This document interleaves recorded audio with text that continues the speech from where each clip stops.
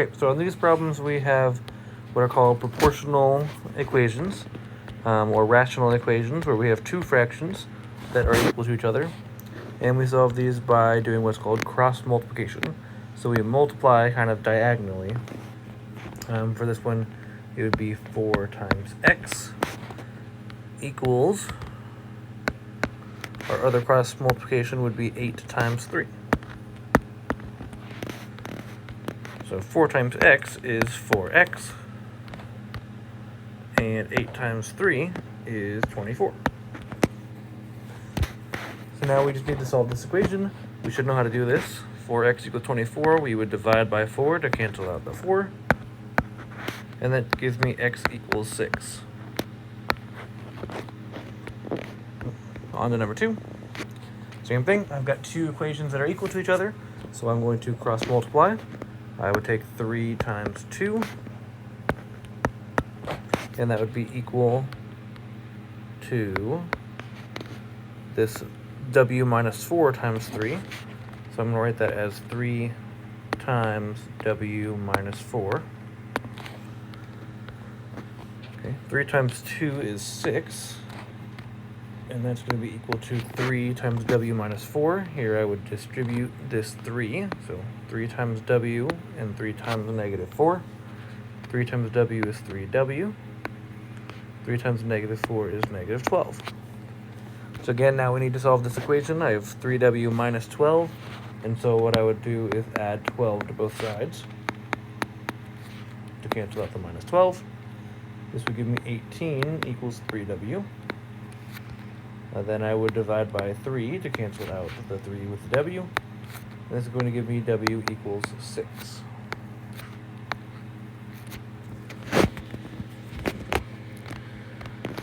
Okay, on to number 3. Again, two equations equal to each other. We're going to cross multiply. So this would be 9 times x plus 2 for the left side. And that's going to be equal to our other cross multiplication, which is 4 times 3x. So for the left side, I'd be distributing this 9 times x and then times 2. That is 9x plus 9 times 2 is 18 equals 4 times 3x is 12x. So for this one, I have x's on both sides of the equation. So the first thing I would do to solve is try to cancel out one of those x's. I'm going to subtract 9x from both sides in order to cancel out with this 9x. So that'll give me that 18 equals 12x minus 9x is 3x. Now that I have 18 equals 3x, I then divide by 3 to cancel that with 3 with the x, and that gives me x equals 6.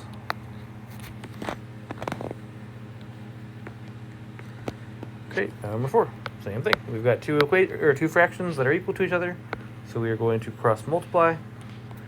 2 times 3p plus 2 equals 8 times p minus 1. So here we're going to be distributing the 2. 2 times 3p would be 6p, and 2 times 2 is 4. And then on the other side, we're distributing this 8. 8 times p is 8p, and 8 times negative 1 is negative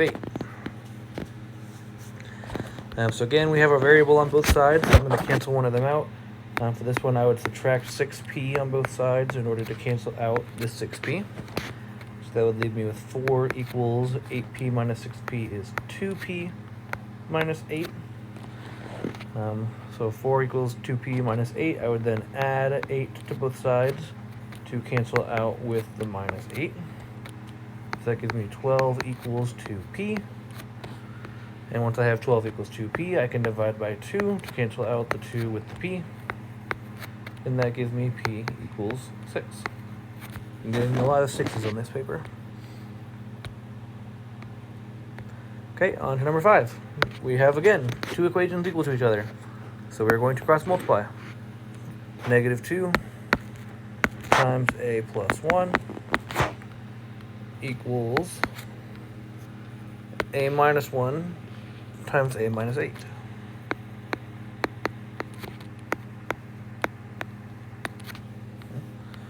So on the left side here, negative 2 times a and negative 2 times 1, that would give me negative 2a and then negative 2 equals a minus 1 times a minus 8. For that one, we would usually multiply those using the area method. So we have a minus 1 times a minus 8, where a times a is a squared, a times negative 1 is negative 1a, negative 8 times a is negative 8a, and negative 8 times negative 1 is a positive 8. So this gives me a squared minus 1a minus 8a plus 8. And these two like terms combine to make negative 9a. So we get a squared minus 9a plus 8. So when we multiply these together, we get a squared minus 9a plus 8. So for this problem, because I have this a squared, I'm not probably going to be able to solve it just by kind of canceling things out or eliminating. What I'm going to do is I'm going to try to bring everything to one side. So the first thing I would do is I would add 2a to both sides of this equation in order to cancel out the 2a from that side. So that'll give me negative 2 equals a squared, and then negative 9a plus 2a is negative 7a plus 8. Then I would add 2 to both sides to cancel out with this minus 2, and that'll give me 0 equals a squared minus 7a, and then 8 plus 2 is 10. So now that I have everything on one side and it's equal to 0, now I can solve this by factoring. All right, we look for numbers that multiply to 10 and add to negative 7. The numbers that multiply to 10 are 1 times 10 or 2 times 5. And if I need them to multiply to 10 and add to negative 7, I need them to be both negative. And negative 2 and negative 5 are the numbers that I would need, because negative 2 times negative 5 is 10, and negative 2 plus negative 5 is negative 7. So this is going to give me the factors a minus 2 and a minus 5 equals to 0, which means that I need to find the two numbers that would make each factor equal 0. So if a minus 2 equals 0, that means a has to be a positive 2. And if a minus 5 equals 0, that means a would be positive 5. So this gives me a equals 2 and 5.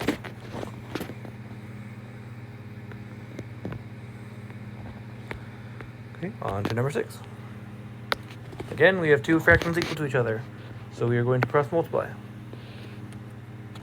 4 times x minus 16, and that's going to be equal to x squared plus 4 times x.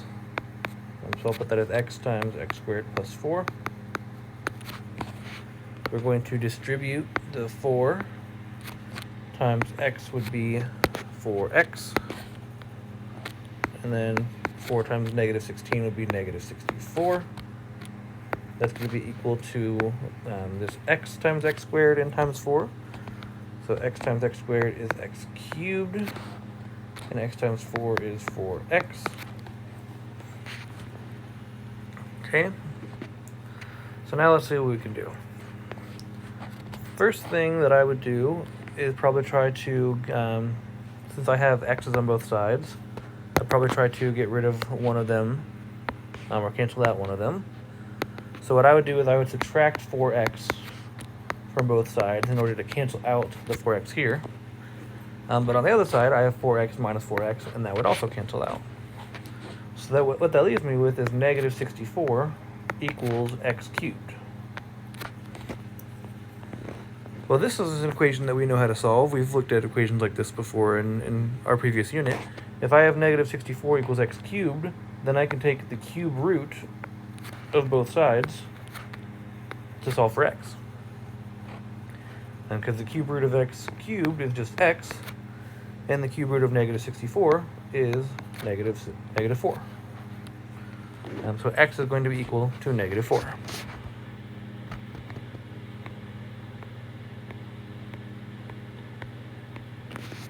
Okay, on to number 7.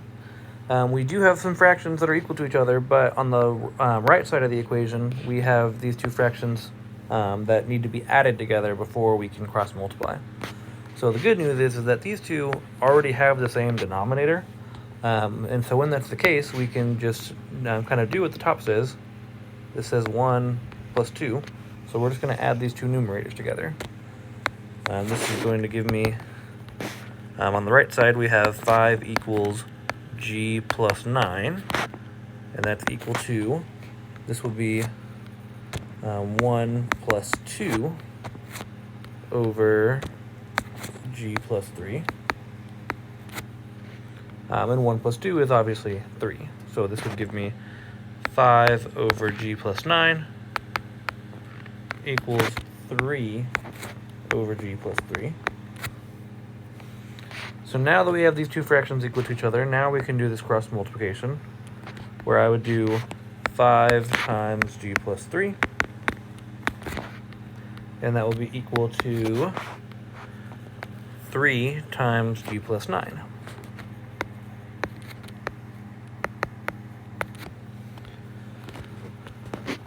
So I would distribute the 5. 5 times g is 5g, and 5 times 3 is 15.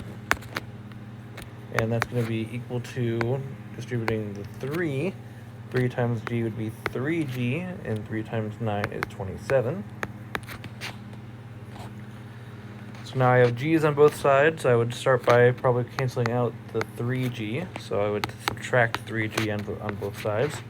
And that'll give me 2g plus 15 equals 27.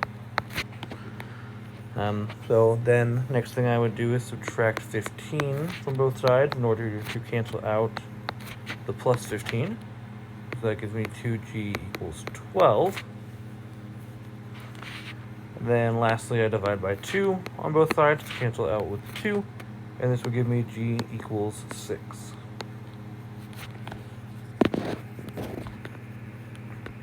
Okay. So last one for this page. We again have two fractions that will need to be combined together. They do already have the same denominator, and so we can just kind of combine their numerators. We have 3x plus 5 minus 3x plus 3. So when we're combining these, we're going to have the x minus 6 on the denominator. But then for the numerator, we have 3x minus 3x. And then we have this plus 5 minus positive 3. So I'd say plus 5 minus 3.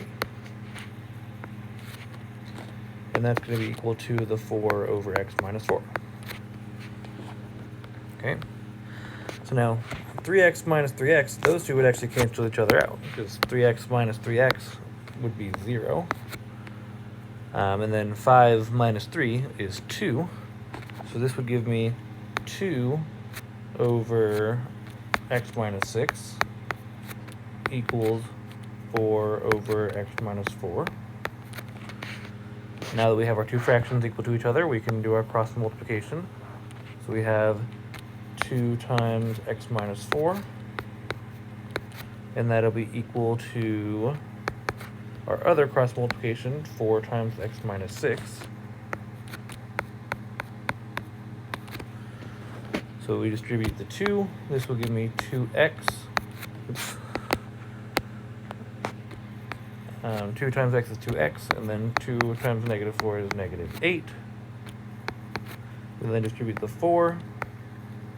4 times x would give me 4x, and 4 times negative 6 would give me negative 24. Okay. Again, we have x's on both sides of the equation, so I would start by canceling one of them out. I would do minus 2x on both sides to give me negative 8 equals 2x minus 24. From this point, I would add 24 to both sides. And that gives me that 16 equals 2x. I've run out of room a little bit, so I'll put that over here. 16 equals 2x. And then divide both sides by 2 to cancel out with the 2 with the x. And this will give me x equals 8. Okay, so that is it for this page of our practice problems.